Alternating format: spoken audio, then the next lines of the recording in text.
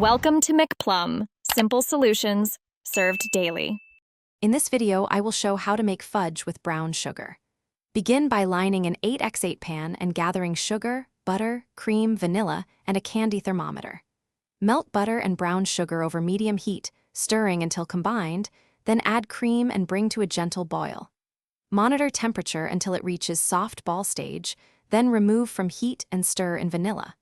Pour into the prepared pan. Heat control is the real secret to smooth brown sugar fudge, so watch your temperature and timing carefully. Use medium heat to dissolve sugar and melt butter, then increase slightly to maintain a steady boil without splattering. Rely on a candy thermometer to hit the soft ball stage between 235 degrees F and 240 degrees F and remove promptly. Keep stirring to prevent burning, then cool briefly before beating for a creamy finish. Brown sugar brings a deep caramel note that pairs well with vanilla and a pinch of salt, so taste and adjust as you go. Wait until the mixture cools slightly before adding nuts, chocolate chips, or dried fruit to avoid sinking and melting. For a firmer fudge, use a touch less cream or a bit more butter for richness. Beat to the right consistency, then press into the pan and allow it to set completely.